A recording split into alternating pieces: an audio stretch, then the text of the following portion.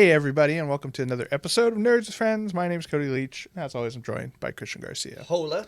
Hola! Thank you guys for liking and subscribing. Make sure you click the little bell icon down at the bottom if you're watching on YouTube. That lets you know when new videos are coming out. And if you're on Apple Podcasts or Spotify or Stitcher or Audible, any of those, just follow or subscribe, whatever they're telling you to do. We do appreciate it. All of our info can be found at nerdswithfriendspodcast.com, or you can support the show at patreon.com/nerdswithfriends. Give us some money. Yeah, we need the money. But we do appreciate all you guys' support for the patrons who are our patrons. We do appreciate that. Today we're going to be talking a little bit. Okay, so what was the term that you threw at me this morning? Bat stands. Bat stands. And I don't know exactly. I didn't know. I wasn't familiar with that term. It's the guys who, with enough prep time, Batman can be insert whatever fucking character. Okay, so he can basically, like, if it's the annoying super, like, there's the regular fans, but it's like the more extremists where they're like, oh yeah, like, he can fucking beat fucking... Yeah, Batman could beat Superman if he had enough time to prepare, right? I think that's the classic one, right? Basically. Right. I mean, I think Superman kind of has that one built-in weakness to him, the kryptonite, right? So, basically anyone with kryptonite could potentially kill Superman, though he has fucking laser vision also. Yeah, so if he's far away, just destroy it. But so that'll be kind of a topic. We figured it was kind of appropriate with the new The Batman movie rapidly approaching, and we're hearing more and more about it. And we're also hearing that in the Flash movie with what's his name, Ezra Miller, there's been more coming out about Michael Keaton being in it as the original Batman. They were like, oh, Marvel's doing the fucking multiverse. We better get on that shit. We better get on that shit. Beat him to it. Yeah, so the Batman, as it stands right now, is coming out March 4th. So still plenty of time out there. But figured it would be a fun exercise to figure out, will be the anti-Bat stands. Be like, who can beat the Caped Crusader? So we'll be talking a little bit about that. I know for sure we're going to catch some heat about it. Yeah, that's okay. I don't give a shit. Got some hot takes. I'll do some hot takes all day long. Before we do that, let's do some nerdy confessions where we confess the things that make us nerds. Why don't you kick us off, Christian? I was surprised. My nerdy confession is I watched Fear Street, which I wasn't planning on watching it. That's that new Netflix one, right? Yes, and I didn't know it was when I found out that it was R.L. Stine, which, not gonna lie, I enjoyed. Goosebumps as a kid. They don't really age well. So, but so many people were talking about it, and I checked it out, and I should not have enjoyed it as much as I did. It's actually pretty good. I felt it was pretty good. I feel like you might like it, but okay, yeah, I've seen it on Netflix, and there's going to be like multiple ones, right? Yeah, so I saw Fear Street in 1998, I believe it was, and then started the second one. Didn't get to finish it, but I was shocked. I haven't read any of the Fear Street books, so I don't know if it was as gruesome as what Netflix did. So the Fear Street books are also R.L. Stine books? Yes. Yeah, okay. I think it's like, Goosebumps was like his kid. Preteens, and like Fear Street, I believe, was supposed to be teens. Okay. But I was shocked. I was surprised. I didn't think I was going to like the characters as much as I did. I would definitely say check it out. There were some great funny parts. I could imagine some people not liking it, but I enjoyed it. I was shocked. I was going into thinking I was not going to like it. Okay, interesting. But I would say check it out. I'm curious about your opinion. Yeah, I might check it out. I've seen I saw the little preview stinger for it or something like that, and I was like, oh, that looks kind of interesting. It's kind of weird to have like an anthology type show like that where what is it? Is it like an hour long? No, or is it's it like a full movie. That's what I thought it was interesting that. That's what I thought it was going to be episodes. I'm like, oh, this one episode's really fucking long. And I was like, oh, no, it's a full movie. Interesting. Yeah, I might have to check that one out. All right, my nerdy confession. I feel like, we do this nerdy podcast, and we're talking mostly about video games, movies, comic books, tabletop RPGs. I feel like there's a group that doesn't get represented enough, and that's music nerds. Okay. And I identify as a music nerd. And so my nerdy confession this week is that, and we talked about it before D&D, is that I'm a huge John Mayer fan, and I'm not afraid who knows it. I think a lot of people, and it's funny too, because a lot of people when they hear I'm a big John Mayer fan, they're like, "Oh, what? Your body is a wonderland?" That's the joke all the time, and I get it. Like that song is like your classic like gross pop song, right? But if you look into any of his other music, he's an incredible guitar player and a great songwriter. And what really turned me on to John Mayer was there was this album that came out, I think in like 2005 or 2006, called the John Mayer Trio Live. And it's called Try. The concert was called Try. And it was him and these two other great studio musicians, Pino Palladino and Steve Jordan. And it was just three of them.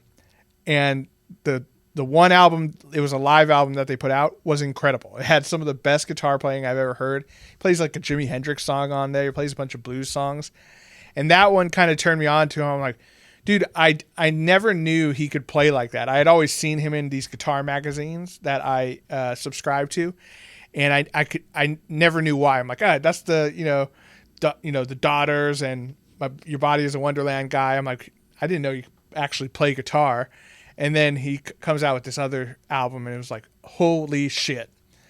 And so now he has like released this new album called Sob Rock, which Sob rock, like sad rock? Yeah, like sad rock. And basically it's but not emo.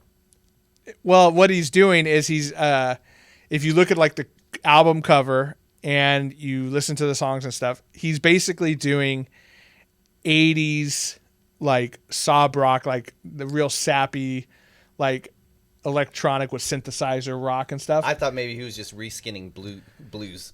He's like, fuck it, I'm just gonna just name it something else. No, it's I mean, he does some, some strictly like John Mayer type stuff in there too, but like there's singles on there which we can't really play on the podcast or on YouTube because of copyright thing. We'll just get flagged like crazy, so I'm not even gonna try. But there's some great songs on there, like the Last Train Home is the big single on there. And if you listen to it, it sounds like an 80s like Genesis song or Phil Collins song or something. The song I'm really into right now is I Guess I Just Feel Like, which basically sounds like a Grateful Dead song. And he's been playing guitar with the Dead and Company, which is the remaining members of the Grateful Dead, for several years now. And he's excellent. He sounds just like Jerry Garcia, which is crazy. I've just read that he's like a fucking psychopath. Like, his personality, like he's just fucking a weird fucking psychopath guy. Well, if you watch like his like TikToks or his YouTubes and things like that, or interviews, he's pretty out there, but he's also really funny. He's he's got kind of that like dark stand-up comedian humor to him, kind of thing. Psychopaths can be funny. Tom Segura, I'm pretty sure. Oh yeah, he's psycho for sure. Slightly psycho, and he's fucking hilarious. Yeah. And so I'm super juiced. I bought tickets to go see him yesterday, and they were expensive, but they're fucking awesome. I'm super juiced. So that's my nerdy confession: is I'm a big John Mayer fan. I do feel like it's something someone would feel shameful for, but I don't know enough about John Mayer to say why you should be shameful for it. Well, I think it's you're right. His biggest hits were kind of like very, I don't know, sappy. Yeah, sappy, like Jason Mraz. Remember that guy? No. What was his song that he did? He was like a real sappy, like acoustic love song kind of guy, and I'm just like, ugh. But I think what I respect so much about John Mayer is that I feel like he played the music industry game. He put out like 2 albums, Room for Squares, and then whatever the one after that one was, that were like super pop hits that got like all the record sales that he could ever want, right? Now he's like, now I can do whatever the now fuck he's I like, want. now I could do whatever I want. And now since then he has been doing that. He like the Try album was just a blues rock album, which is awesome. And that's what I like, is I like blues rock stuff. And he tours around the world with Grateful Dead now, which is amazing. He has his own signature guitar from Paul Reed Smith, which is the same company I bought a guitar from. I didn't buy his guitar, but good for him. He probably secretly kills people every now and then and gets away with it because, you know. As long as he keeps getting away with it, I'm down. I'm down. He does have like a ranch in Montana.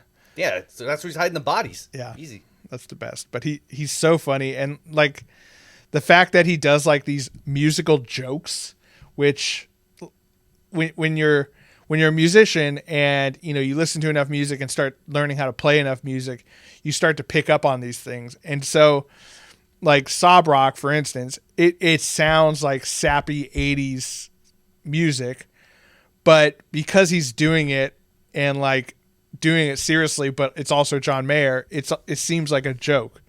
And he can really play guitar and, you know, they're all well produced, but the fact that he put all this effort into it is hilarious to me. Does he have anything that sounds like Turn Around Bright Eyes? Because that would be fucking hilarious. I mean, there's some stuff that you can definitely get some of those vibes from some of the songs on there. I'll play some for you after the show. And then New Light was a single that he put out a while ago that's on this album, where to do the music video for it, you know, music videos, sometimes they take, you know, $1 million to make a music video. You know, they're like small movies now, right? But he's like, dude, fuck that.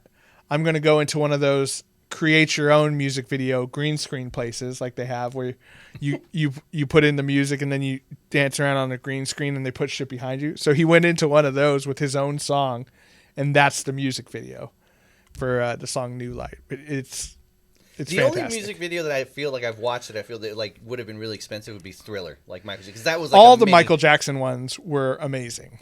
You know, I don't care what he did to those kids. His music videos were fantastic. Yeah, Thriller was great. Cody's fine if people get hurt by musicians as long as they keep. I'm okay separating the art from the artist. Okay. See, I feel like I have to do that with Tom Cruise because I feel like being a Scientologist, he has to be a garbage person, but I do enjoy the fuck out of his movies. Well, you know, I don't know that he necessarily is a garbage person. He's definitely insane, but you know, I feel like, you know, I feel like the Church of Scientology probably keeps him separate enough where he doesn't know where like the bodies are buried. You know what I mean? He just makes them. He just produces them. Yeah, I killed 3 more hookers. Jesus fine. Christ, Tom. He's like, sorry, Top Gun's coming out. I've been stressed. Yeah, I think, you know, but yeah, John Mayer is just, the more I like find out about him and see interviews of him and stuff like that, the more I love him. How much do you forgive Bill Cosby? Bill Cosby? Here's the thing. Here's my take on Bill Cosby, okay? As a stand-up comedian, I can understand his importance to the world of comedy. Okay. Right? I think he was hugely influential, and he had a huge part in bringing stand-up comedy to the ether, you know, to everyone's attention, right? Mm-hmm. Him, Richard Pryor, George Carlin, Eddie Murphy. Eddie Murphy, yeah. Eddie Murphy was he was late 70s, wasn't he? Eddie Murphy, no. Late 70s, early 80s? Early 80s. Yeah, well, I mean that leather suit from Delirious. Oh, that was definitely 80s. Definitely 80s. Raw and Delirious. Go on. But, okay, so I understand he's influential. Other than that, I wasn't a huge fan of his jokes. And the fact that he literally raped, sounds like, hundreds of women. Like, I think he should be thrown in jail for the rest of his life. My thing with him, like, that guy is also a different type of fucking psychopath because he would try to get other comedians, like, you know, you shouldn't curse in comedy. You shouldn't have to use curse words as a crutch. Meanwhile, he was just raping women. Yeah, rape's not a curse word. But that's insane to me. Like, right. Dude, don't tell me how I do like my comedy. Well, I think that's the big betrayal that everyone kind of felt is that he played like I never really watched the Cosbys. That was before my time, and like I didn't watch a lot of sitcom TV like that. But for a lot of people, he was America's dad. He was the guy from the Jell-O commercial, which is really weird looking back now. He was, you know, was it Jell-O? Wasn't it pudding? Well, it was Jell-O pudding. Oh, well. Yeah, you put the pudding pops in your anus. Great Bill Cosby, by the way. What was Tom Segura does the one? He's like with his eyes. Well, that's fucking crazy, dude. Right. Like, cursing is bad. How do you feel about rape? Right. Yeah, it's weird, and that kind of shows his like sociopathic tendencies is that he puts such weight on, he always, tell young men to pull their pants up so they're not sagging and not curse. He's like, don't make it easy for me, guys. Yeah, and so he has all this code that he preached and lived by. Meanwhile, he's doing this monstrous stuff behind the scenes. So, and he well, not just got out as we're recording, but he's been out for a little bit now on a fucking technicality. Yeah, that's fucking crazy. Yeah. Well, I mean, yeah, he's going to die soon, hopefully. But yeah, I mean, now it would be different if maybe I was, maybe I was a stand-up comedian who he had been my inspiration to get into comedy. I would maybe feel a little differently about it. Maybe I would have some more conflicting, feelings about like who he is and how I can separate his comedy. I wasn't a huge fan. Yes, Bill Cosby himself, I had that on vinyl and I listened to it. There's some good stuff on there, but compared to someone like I really, and he's underrated when it comes to stand-up comedy, Steve Martin. Have you ever listened to Steve Martin? I've only heard some of his jokes, but the jokes I've heard, I was like, holy, I didn't know he had that in him. Dude, he basically, he was kind of like the Beatles of comedy, where he got so big and so successful. He was just like, this is boring. I go out on stage, I could literally do anything and they'll laugh at it. It's not fun for me anymore. He doesn't have to work at it. And so he quit stand-up comedy. I'm like, Jesus Christ. He's amazing. I've only seen one bit where he went to a girl's house and like, he said, what did he say? I don't want to fuck it up. Oh, she had the hairiest pussy I'd ever seen. And then people were like, oh, like shocked. He's like, oh, you guys are disgusting. I was talking about her cat. And then he like takes a sip of water. He's like, that cat was the best fuck I ever had. And I was like, holy shit. I was like, I didn't know you had that in him. I was like, God damn, that was fucking I don't remember that one. That was fucking fire. But yeah, so, I could see where if I was a stand-up who had grown up on him, or even someone who like loved the Cosby Show, and that was like my show growing up. Like if, for me, it would be like if Homer Simpson raped like 60 women, which who knows? It could still come out. I mean, Simpson's been going 30 years strong. He's had a lot of time. Yeah, exactly. But Bill Cosby's trying to do work again. He's like trying to, I think, produce some stuff. Like, oh my God. Nobody's gonna fucking work with him. I don't know. And that, no women are. That's for sure. Everyone has lids. Everyone has lids. Yeah. Everyone has. Make sure the seal isn't broken on your water bottle. Boba cups only. Boba cups. Yeah, where they saran wrap it. That's it. That's the only way you're getting your drink. You see Bill Cosby in the back running to saran wrap machine. You're like, oh no.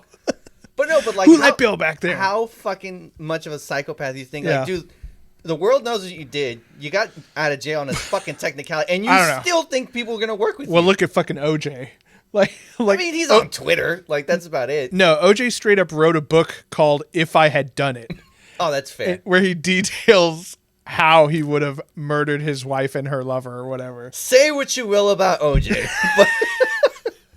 but the fucking balls to write that book. Oh yeah, that guy's amazing.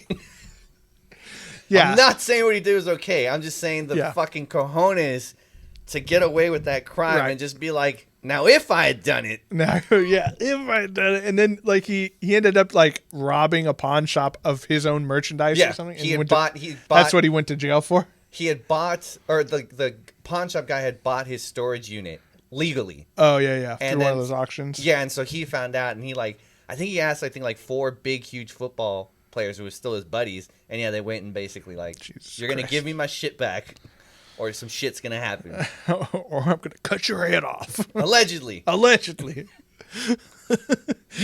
the Bronco ready. You know what was crazy about OJ's? I've always known him. I don't remember. Did you watch Naked Gun? Yes. He was always that like, oh, goofy, the nice bumbling guy in there, yeah. And that's always how I picture him. So when I found out that it happened, I was like, that guy? Like, no fucking way. Yeah. But again, I was a kid, so I know. It's so funny. Yeah, it's crazy when you find out that, like, well, like Michael Jackson's a good example. Like, I am a big Michael Jackson fan of his music, right? And I grew up listening to him, and like Thriller, Beat It, the whole Off the Wall album, Don't Stop Till You Get Enough. I love all of that music so much. But, when you watch a documentary where little kids are talking about him, like looking at their buttholes and stuff like that. Yeah, it's a little hard to listen to that music, but then you hear the dun dun dun dun dun dun dun. I'm like, oh fuck, I'm back in. I haven't watched those documentaries, but yeah, maybe because I don't know. One thing, I don't want to know. I know he did stuff. I don't want to know the details. And one thing, here's one thing that drives me nuts about those documentaries. Okay, so now I'm not a parent. I do not have children. Okay, but I am I have parents, and if I had come to my parents and been like, Mom and Dad, can I go sleep at Michael Jackson's house by myself? My dad would have been like, what the fuck is wrong with you? No. Like, he's like, but he's gonna fly me out there. He's got a zoo. It's called Neverland Ranch, and they've only got one bed, which is weird. So I'll just be chilling with him. No parents in their right mind should have said yes to that, and multiple ones did. Macaulay Culkin has always said he's never saw anything creepy. Yeah, poor guy. That's why he's all fucked up. That's what I was wondering. Do you think he's why not me? Why not me, Michael? That's my butthole not good enough. My resume of Home Alone. Look how adorable I am. Yeah, I know that is strange. I mean, it could have been that he was just he liked that predator type behavior where or maybe he was intimidated. He's like, no, this kid's too good looking. He's never gonna go for it. Yeah. or he was like convinced. I saw that movie with the traps. I saw the movie with the robbers. He's gonna fuck me up. Yeah, he's gonna hit me with a paint can when I try to jerk him off.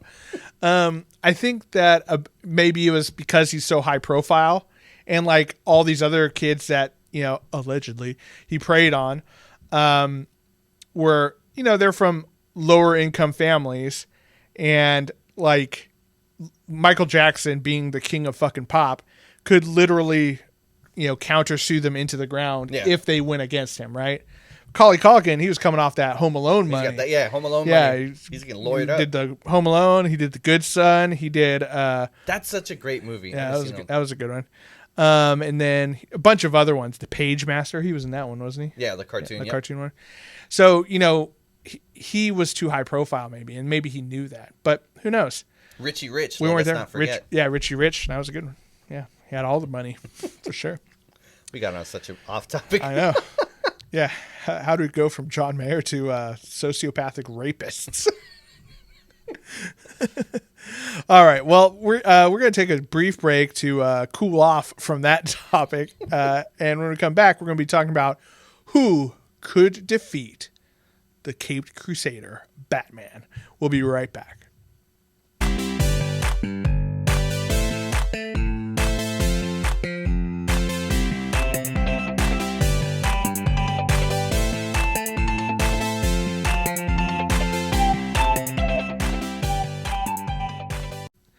And we're back.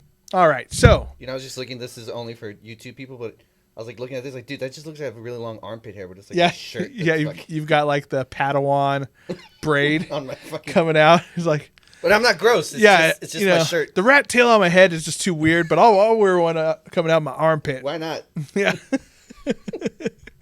What if there was like an alien in Star Wars that couldn't grow hair on their head? And they're like, dude, you got to get a rat tail somewhere. It's like, well, I mean, I got hairy pits. He's like, well, better start growing that shit out. That's the one. That's the one.